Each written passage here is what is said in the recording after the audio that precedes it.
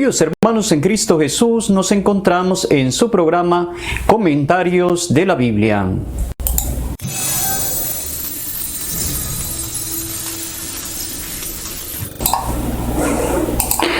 En el programa anterior veíamos justamente la introducción al libro del Génesis, el porqué del nombre, contenido y finalidad del libro, pero también veíamos la división y estructura del libro del Génesis, también historicidad de los relatos del libro. En este programa veremos tres grandes temas. El primero de ellos, la doctrina religiosa y moral que contiene en sí el libro del Génesis, el tema de la creación como una forma de introducción al libro, y luego el tema de la creación inicial, ya comentando el capítulo 1, versos del 1 al 2. La doctrina religiosa y moral del libro del Génesis, que es el primer tema que vamos a hablar en este programa. Este primer libro de la Biblia es sumamente rico en las enseñanzas religiosas, que son la base teocracia hebrea que tenía el pueblo. El pueblo tenía la concepción de un Dios monoteísta, a diferencia de los otros pueblos. Se presenta a un ser supremo, creador de todas las cosas, obrando conforme a sus atributos de omnipotencia, de sabiduría, de justicia, de verdad. Dios no solo creó al hombre, sino que tuvo una particularidad, providencia de él, colocándolo en el paraíso y dándole una ayuda semejante a él. Dios creó al hombre dotado de libertad, pero por eso le somete a una prueba, de una forma que quiere que acepte voluntariamente su servidumbre. Después de la caída, Dios anuncia a los culpables, a los que han caído, una promesa de rehabilitación, de una forma que triunfe sobre el instigador del mal. Esta promesa se concreta en la bendición de Noé, de Abraham y de Jacob. La justicia divina envió un castigo. Ustedes recordarán el relato del diluvio contra la humanidad por el hecho de ser pecadoras. Para dar cumplimiento a su promesa de salvación, se reveló a una familia que se consideraba justa, de la que había de nacer también las simientes de la elección, una alianza con Noé en la seguridad dada a toda la humanidad que Dios no había abandonado. Es decir, si en un primer momento el primer hombre o la humanidad se apartó de Dios, dejándose llevar por la tentación y la seducción de la serpiente, Dios también va preparando en su infinita misericordia a esta humanidad y la va purificando mediante el diluvio. Estos signos de salvación de Dios se concretan en la bendición de Sem y sobre todo en la elección de Abraham como padre de una descendencia en la que había de ser bendecida todas las gentes, todas las generaciones. Encontramos aquí de nuevo una promesa de carácter universal, protoevangélica, podríamos decir. De este pacto surge una relación especial, íntima, entre Dios y la humanidad, siendo intermediarios los patriarcas de los que había de nacer el pueblo sacerdotal, también van a servir como vehículos de transmisión de las promesas divinas hacia los tiempos mesiánicos. El Dios justiciero, el Dios que castiga a la humanidad con el diluvio, el Dios que castiga a Sodoma con sus iniquidades, aparece también y se presenta como el Dios misericordioso, el Dios benevolente, el Dios que está dispuesto siempre a perdonar y a cuidar también de la humanidad, gracias a la intercesión de Dios, ¿verdad? O más bien la intervención de Dios en este proceso de la historia de la salvación de un pueblo. El Dios de los patriarcas es también el Dios de los pueblos, pero también lo van conociendo como el Dios que castiga, el Dios que premia, de alguna otra manera las malas y las buenas acciones, a los malos castigándoles y a los buenos dándoles una recompensa. ¿Por qué digo ello? Precisamente porque el pueblo de Israel va experimentando, va conociendo, va interpretando esa realidad de Dios dependiendo de su forma de pensar, de los aspectos culturales, y por eso en los programas anteriores les mencionaba que era necesario tener muchos aspectos en cuenta antes de leer la Biblia, para no generar en nuestros pensamientos o en nuestra forma de creer que tenemos un Dios que es sumamente castigador, un Dios que es sumamente justiciero, y desplazamos al Dios que también se muestra misericordioso desde el momento mismo de la creación. Frente a estas altísimas doctrinas que tenía el pueblo de Israel, que era propiamente también un pueblo de la antigüedad y que también de alguna otra manera fue heredando de los pueblos babilonios, de los pueblos egipcios, de Grecia, de Roma, esto nos va ofreciendo otra cosa y otra idea de un Dios diferente a los pueblos vecinos. Más bien encuentran un Dios casi una personificación de los elementos, de la fuerza de la naturaleza, como lo veían los pueblos vecinos, el cielo, los astros, la tierra, los ríos, la fertilidad de la tierra. Ellos, los pueblos vecinos, se lo atribuían a Dios, pero no así el pueblo de Israel.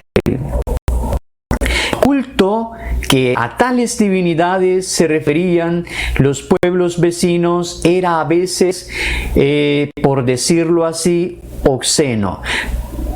Porque realizaban incluso algunos de ellos sacrificios humanos.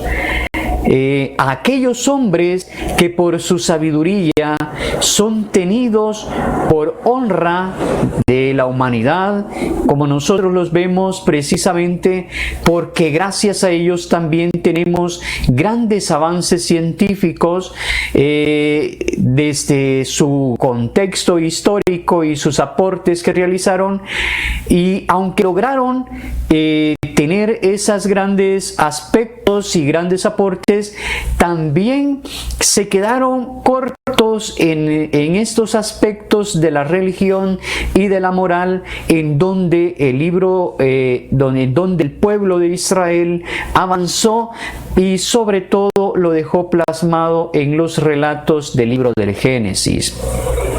Sobre la moral de los patriarcas, bien será advertir que estos personajes, a quienes el pueblo de Israel venera como ejemplares de las virtudes, seguían en algunos casos normas de la ley evangélica, no agrupadas como posteriormente se fue dando, pero hemos de destacar en ello la admirable fe y las promesas divinas que van recibiendo. También hemos de admirar la obediencia ciega a los mandatos de Dios. En el caso de Abraham, que Dios le pide que sacrifique a su único hijo Isaac, el hijo de la promesa. Abraham busca cumplir en todo la voluntad de Dios. También hemos de ver la honradez, la comprensión para con el prójimo dentro de la mentalidad de su tiempo. Por ello, el pueblo de Israel les venera, les reconoce, y nosotros también reconocemos a Abraham como el padre de la fe, y por las virtudes ejemplares que también él tenía, y por la experiencia de salvación que él va haciendo en ese contexto en donde inicia la salvación. Primero, que Dios le pide salir de su pueblo e iniciar un nuevo pueblo, y confía ciegamente en las promesas de Dios. Pero la revelación divina que Dios les comunica era la norma de su vida. No les dio perfectamente aquello escrito. Entonces, como Dios nos dice San Juan Crisóstomo, que considerando la rudeza humana, siguió la norma de todo buen pedagogo con los niños que le están encomendados, y a quienes enseña los primeros elementos de la instrucción antes de introducirlo en las doctrinas más altas.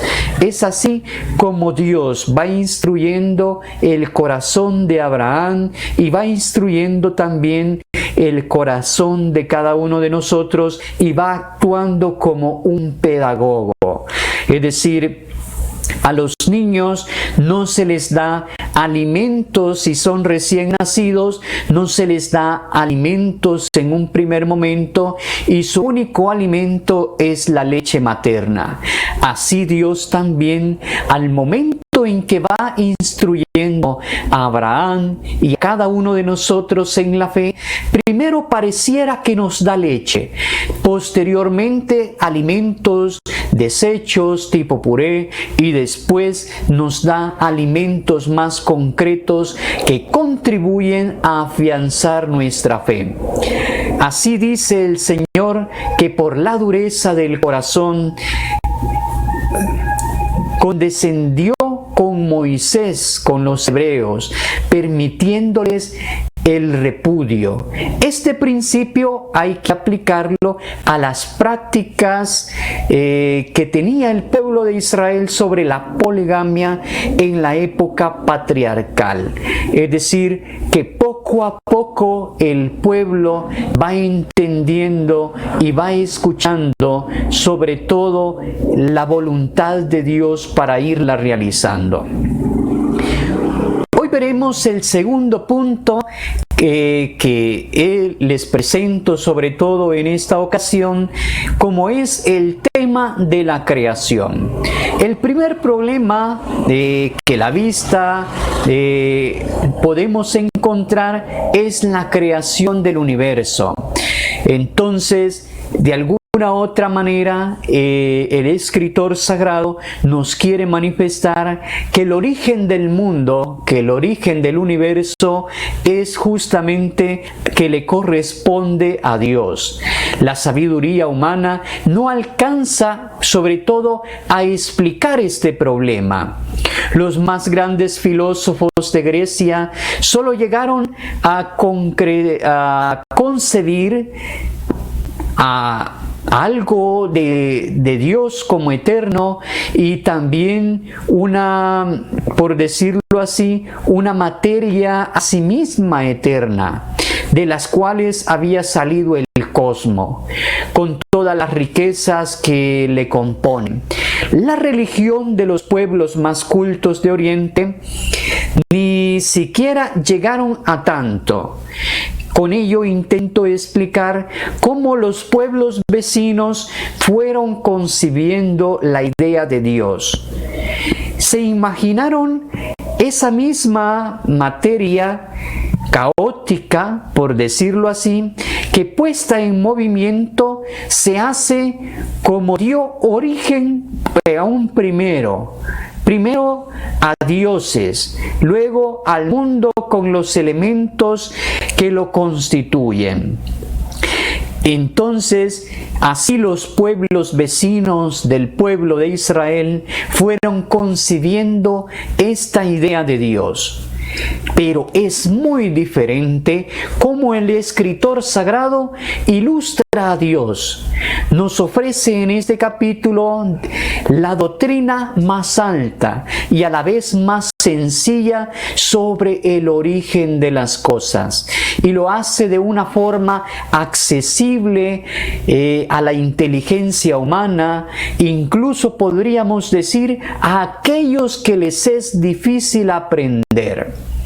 En realidad, tenemos dos narraciones diversas sobre el origen de la vida, como se desprende la lectura de dos primeros capítulos del Génesis, una en la que Dios es designado con el nombre genérico de Elohim, y las cosas van surgiendo por imperativos divinos.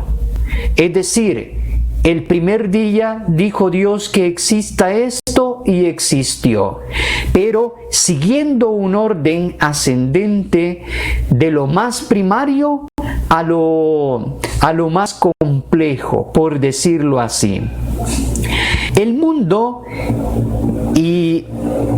inanimado que lo creó, luego creó la tierra, el mar, luego el firmamento, los cuerpos celestes, los peces, los pájaros, los animales terrestres y por último el hombre en su distinción de sexo. Es el relato del Génesis que va del capítulo 1, versos del 1 al 2a. Es esquemático, por decirlo así, pero a la vez es reflexivo y destaca la trascendencia divina sobre todo lo creado. En cambio, el otro relato, que es el Génesis capítulo 2, desde el 4b al versos 25, es de una forma descriptivo, es de una forma antropológico, sobre una tierra seca y desolada es formado el hombre, y después de él los árboles, los animales, y por fin el ser humano, la mujer, para asegurar lo que es la transmisión de la vida. Dios es designado aquí como con el nombre específico de Yahvé. Es decir, en el primer relato es la tradición eloísta y en el segundo relato es la tradición yavista. Por eso es que contamos en el libro del Génesis con dos relatos. En ningún momento un relato contradice al otro. Los dos relatos nos enriquecen. Las perspectivas pues son muy diversas en cuanto a la forma, pero el fondo teológico es el mismo. Mientras que el relato eloísta del capítulo 1 habla sobre la obra y cómo Dios es el soberano y Señor de todas las cosas, y su palabra es creadora de las mismas cosas. Su origen más bien lleva un orden al punto de ejecutar. Y el relato yavista y eloísta, tanto en el capítulo segundo, el trabajo es propiamente con sus manos, nos presenta a un Dios que hace al hombre del barro, por lo tanto es un Dios alfarero. Nos presenta también un Dios que modela al hombre del barro, nos presenta las plantas, a los árboles, toma una costilla del hombre para formar a la mujer, como que si Dios fuera un cirujano, y luego cierra el agujero con la piel. Una tal divergencia en las representaciones, por decirlo así, pero todo eso tiene una riqueza literaria que poco a poco, a medida que nos vayamos adentrando en los relatos, vamos a ir viendo. El relato de la creación se puede dividir en 4 secciones lógicas, por decirlo así. La primera, la obra de la creación inicial, que va desde el capítulo 1 al versos 1-2. La segunda parte, la obra de distinción, si le podemos llamar así, que va desde el capítulo 1 al versos 3, versos 10. La tercera, la obra de la ornamentación, si le podemos decir así, que va desde el capítulo 1, versos 11 al 31, y en un cuarto lugar, una conclusión, y consagración del día séptimo, que va desde en el capítulo 2, versos 1, del 4a. Así a grandes rasgos podemos tener un pequeño esquema. Hoy veremos el relato inicial del libro del Génesis en el capítulo 1, versos del 1 al 2. Ahí usted puede ver su Biblia e incluso puede comparar textos. Y nos dice así: en el principio creó Dios el cielo y la tierra. La tierra era caos y confusión. Oscuridad cubría el abismo y un viento de Dios aleteaba por encima de las aguas. En este caso, yo estoy usando la versión, como decía en el primer programa, de la Biblia de Jerusalén. Puede ser que usted, que en su casa tiene otra versión, otra traducción, puede ser que cambie un poquito el sentido de las palabras. Por eso no ha de preocuparse. Pero ¿por qué utilizo yo la Biblia de Jerusalén? Precisamente porque es uno de los textos, por decirlo así, que es más fidedigno a la primera traducción que se realizó. Por lo tanto, es la versión que se utiliza para estudio de la Biblia. En pequeños 2 versículos que hemos leído, el autor sagrado empieza solemnemente el relato con una afirmación general que es síntesis de todo lo que después va a ir describiendo con detalle. En este sentido, la afirmación solemne de que al principio creó Dios, en este caso Elohim, por la tradición eloísta, los cielos y la tierra. Es como el esquema general de la obra de la creación, pues para él los cielos y la tierra constituyen el armazón del universo. por decir así, la estructura que va a sostener el resto de la creación, en el que se van a colocar una distribución lógica de las distintas manifestaciones del cosmos, del mundo, y cómo éste se va a ir organizando. Por eso es que el Papa Francisco, en la encíclica Laudato Si, también nos invita a toda la humanidad a cuidar la creación, porque es precisamente la creación que sostiene la vida del ser humano. Si nosotros la destruimos, entonces nos destruimos a nosotros mismos, y ya comenzamos a ver el cambio climático, el efecto invernadero, y comenzamos a sufrir esas consecuencias precisamente porque estamos alterando, debido a la contaminación de diversas formas, estamos alterando la armonía que Dios puso en toda la obra creadora.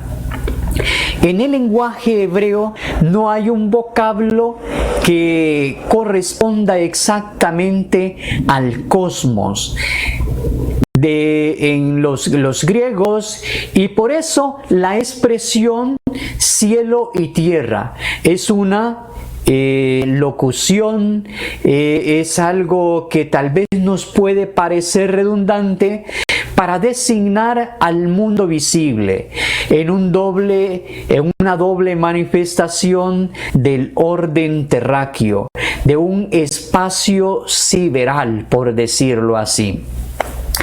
Entonces, cuando mencionamos el cielo y la tierra, y el libro del Génesis lo hace referencia a todo cuanto existe, el mundo visible.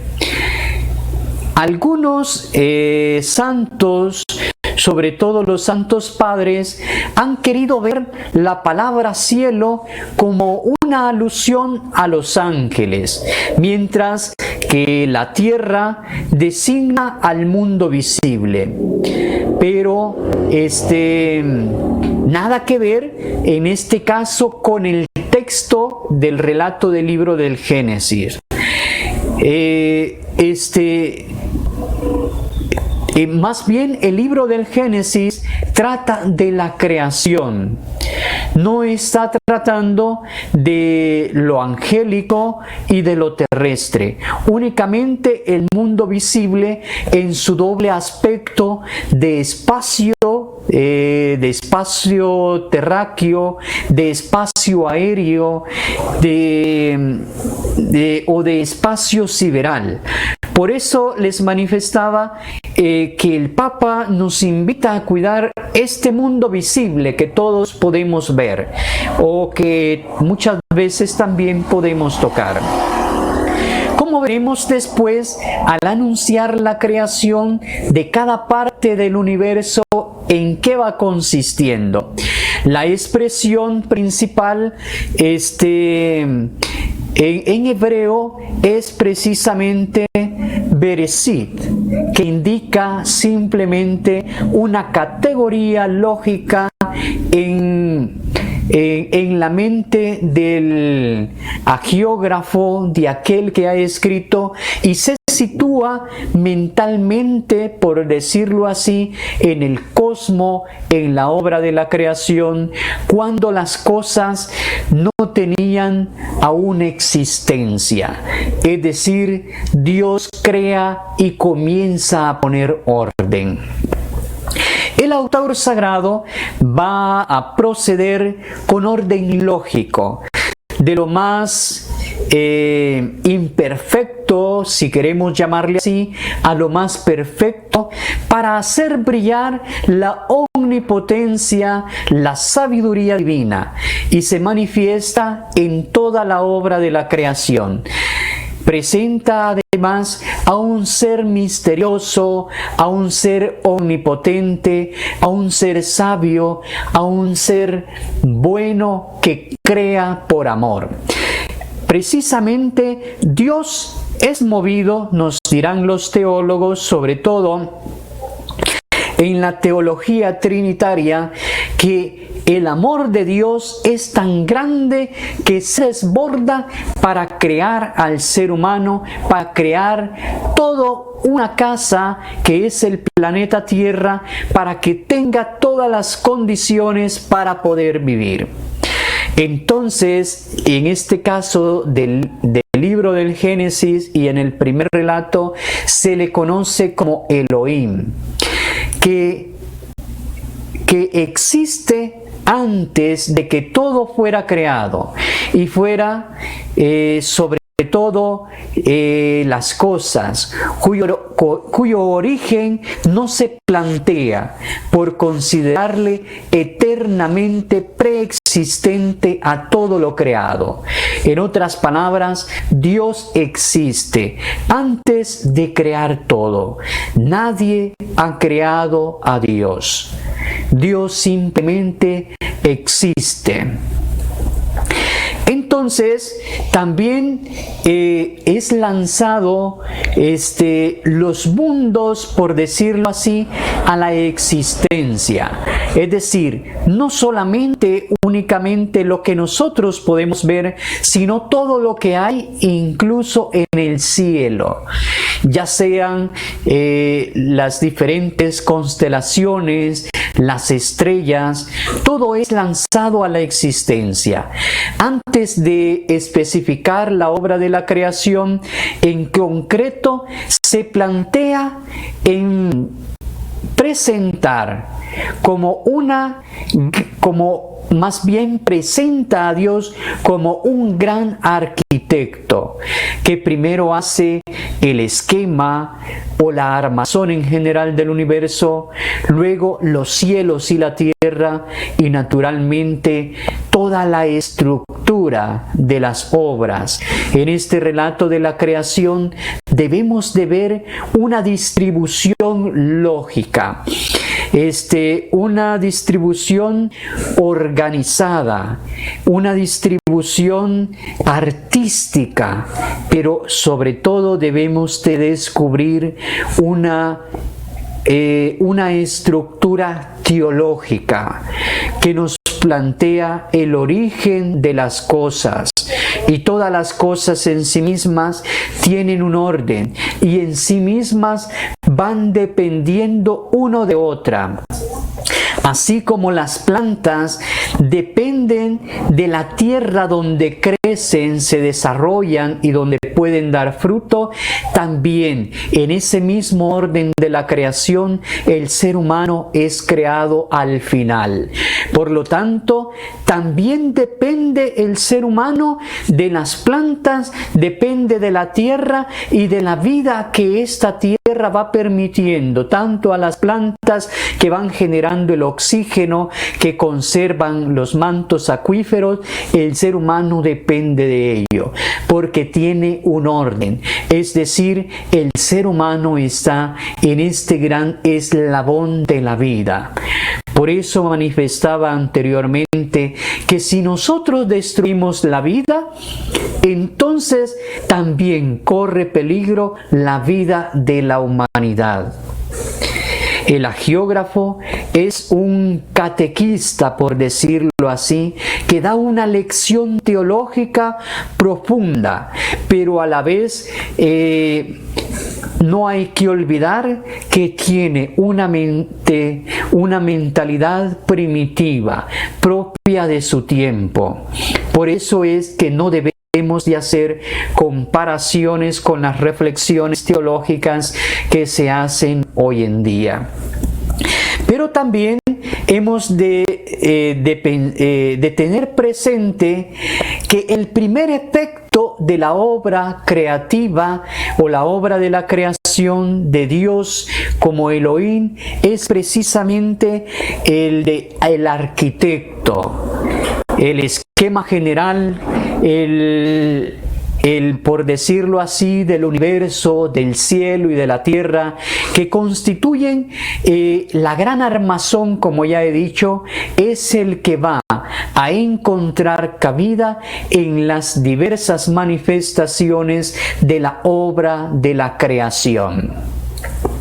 A Dios se le designa con el nombre genérico de Elohim, forma gramatical, si le queremos llamar así, plural, con una intensidad y una raíz primitiva. Él que viene del común de toda la lengua semítica, y sobre todo la crítica racionalista ha requerido ver en esta forma plural del Elohim un vestigio de politeísmo.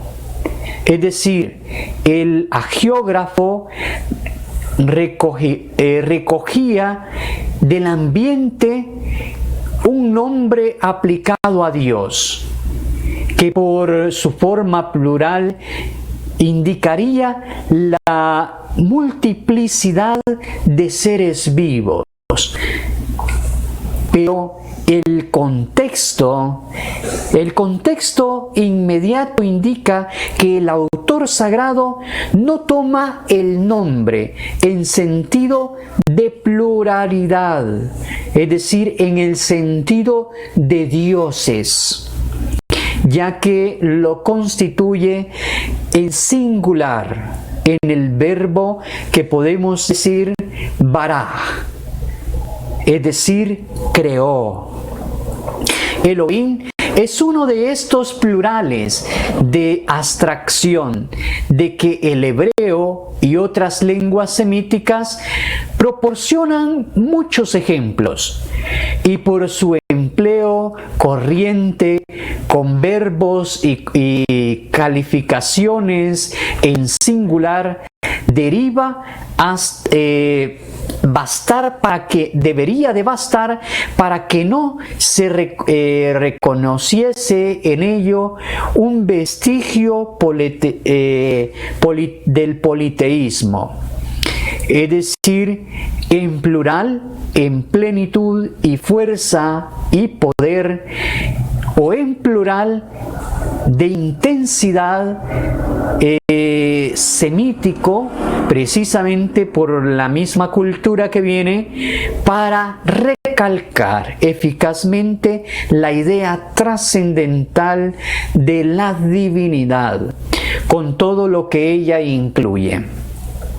En los documentos extrabíblicos encontrados del plural de la intensidad aplicada en una persona, se puede decir precisamente que el vocablo equivale a Elohim.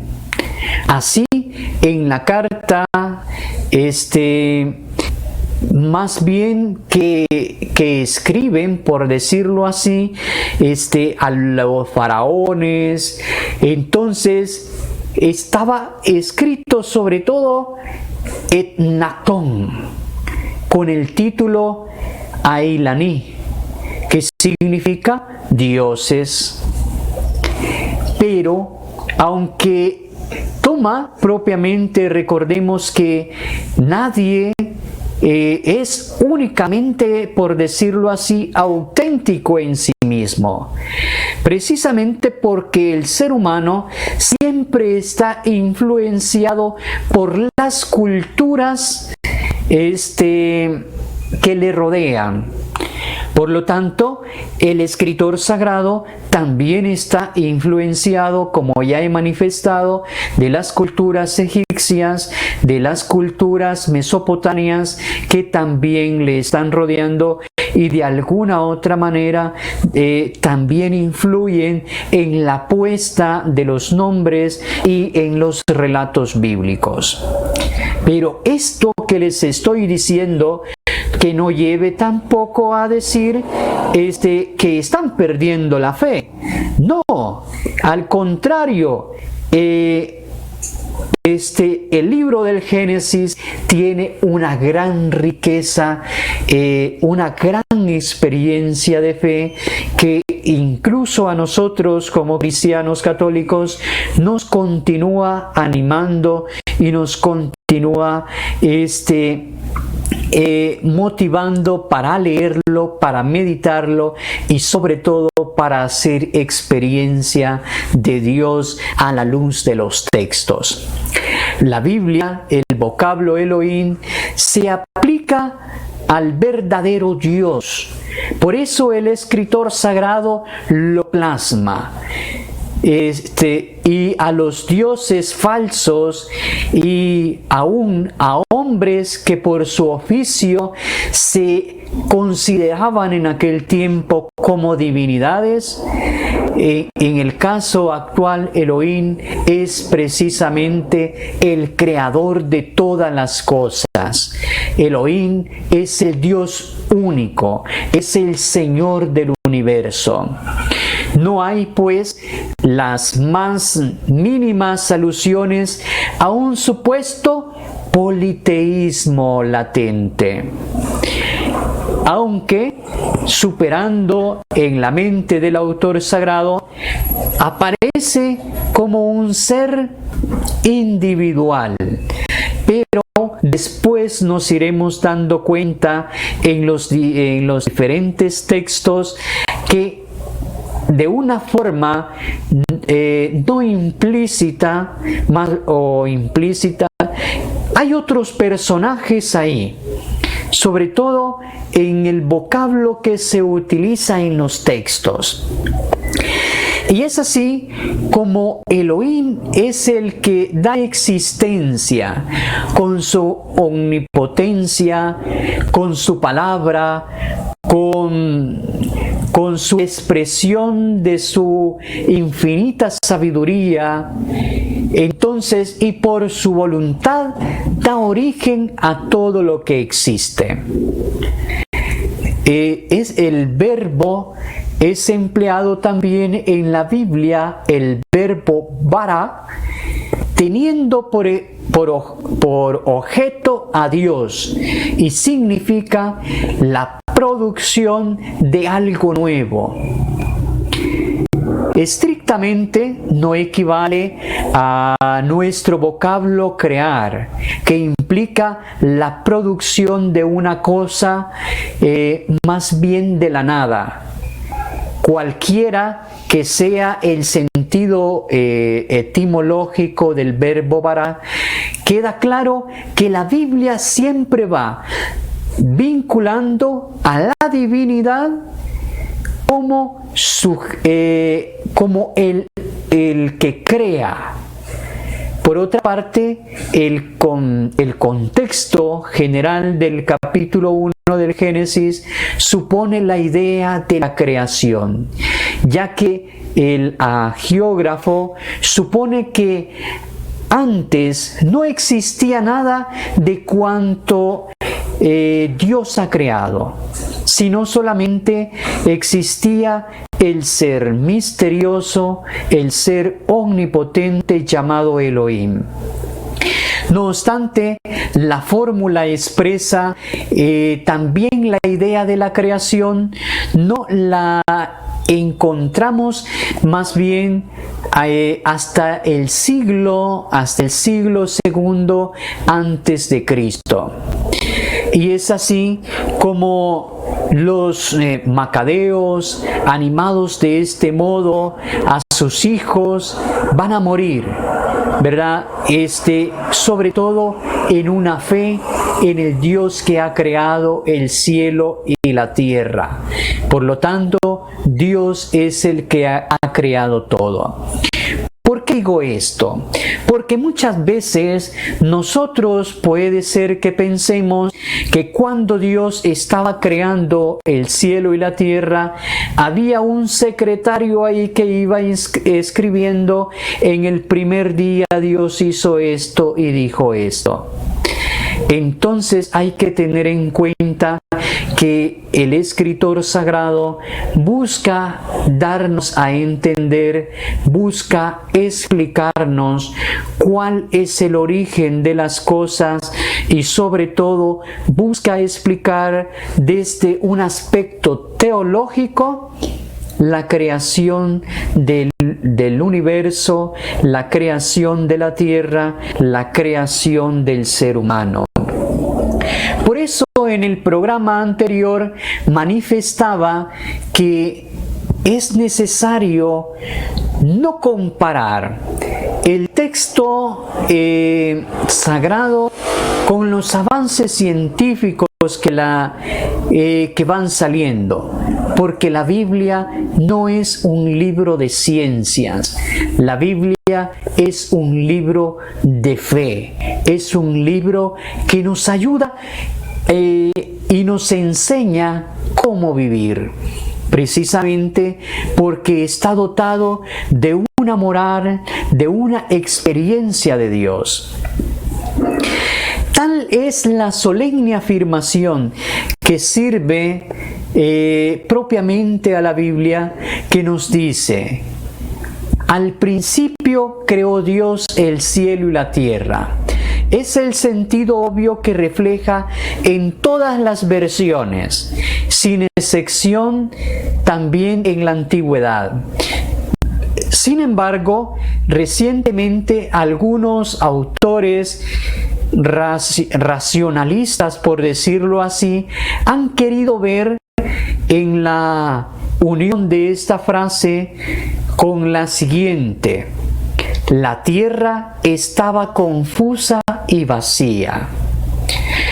Una solución a la creación de una materia caótica, preexistente al sentido de las teogonías orientales de la antigüedad. Pero no es así. Dios crea al principio, desde la nada, precisamente porque Dios es el creador del todo. Dios creó el cielo y la tierra, pero no podemos también descartar el otro punto de vista, que Dios comenzó a poner orden en medio del caos. Y es así, queridos hermanos, en donde la misteriosa frase "la tierra estaba confusa y vacía" no tiene otra finalidad que destacar el estado de imperfección en que se hallaban las cosas en el primer estadio de la obra de la creación. Ya hemos dicho antes que los hagiógrafos expresan su pensamiento paulativamente y de modo gradual, partiendo de los más imperfectos, por decirlo así. Es un procedimiento pedagógico para destacar la sabiduría y la omnipotencia divina que ponen orden donde todo en un primer momento es caos. Con su obra de distinción que va entre los versos 3 al 10, hay una ornamentación y comienza a poner orden que van desde los versos 11 al 31. Dios sacaría del el cosmos de los informes, por decirlo así, en el pensamiento de la sabiduría sapiencial. Dios crea al mundo de la materia y a la vez va poniendo orden, va poniendo belleza, va poniendo distinción entre el caos, va poniendo orden en medio del desorden, expresado por dos palabras hebreas que significa tut, wat, que no sé mucho pronunciar, que designa justamente lo informe, sin distinción y sin orden. Para destacar esta idea de confusión y de caos, el hagiógrafo dice que toda esa masa caótica estaba oscurecida y las tinieblas cubrían el haz del abismo. No cabe una descripción más más apocalíptica, si queremos llamarle así, por lo mismo del caos y todo eso. El agiógrafo carga las tintas para poder después en contraste presentar sobre todo la maravilla creadora que Dios va haciendo. Pero también el Espíritu de Dios se cernía sobre las superficies del agua. El autor sagrado parece aludir aquí al Espíritu vivificador, que estaba como incubrando, por decir así, o acariciando la materia conforme para irle dando vida. Entonces, esta hermosa expresión quiere decir que Dios mismo va tocando, Dios mismo va retocando, va acariciando para dar vida a la materia. Según esta interpretación, el mejor comentario del pasaje sería la afirmación del salmista cuando manifiesta: por las palabras del Señor fueron hechos el cielo y la tierra, y por el espíritu de su boca su ornamento. Aquí el soplo de Dios es considerado no como un elemento del caos, sino como una fuerza creadora, como una fuerza vivificadora. Antes de describir con detalle la creación del mundo y de los seres vivientes, el autor describe el soplo de Dios que pasa sobre la superficie, como que si fuera una ave, sobre el caos tenebroso de donde había que salir. Por su poder vivificante, Dios crea el cielo, la tierra y todo cuanto ésta contiene. No obstante, muchos autores prefieren ver al decir el soplo de Dios, prefieren ver a Elohim que se agitaba sobre las aguas. Simplemente una alusión al viento huracanado desencadenado por Dios sobre el abismo, en la oscuridad, en las tinieblas, en lo que resaltaría más el estado caótico, en aquel estado de confusión que existía en un primer momento.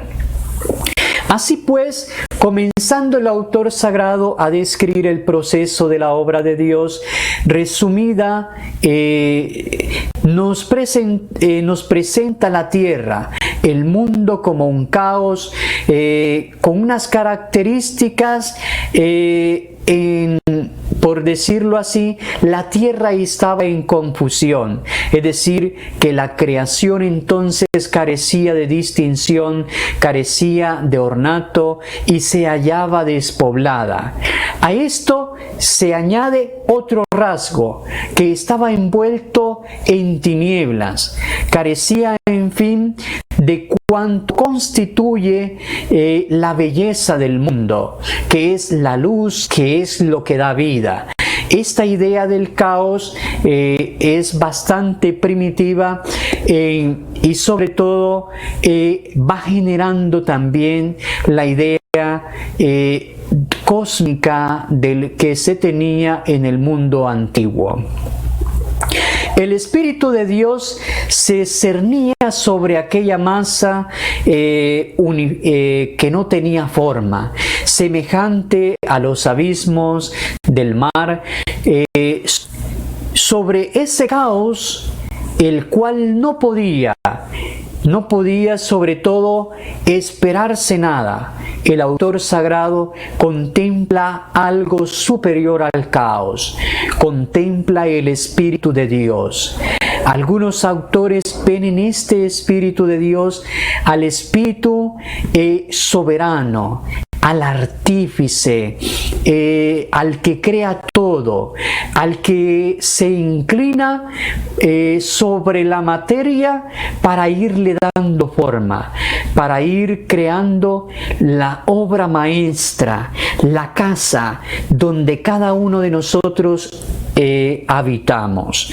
Y es así en donde estos primeros versículos del libro del Génesis nos dicen que Dios único, creador, conocido por el mundo antiguo en un primer momento como Elohim, es también el Dios que ha creado todo, que ha creado todas las condiciones para que el ser humano tenga vida. En el próximo programa comenzaré a hablar justamente de los versos del 3 al 10. No se lo pierda.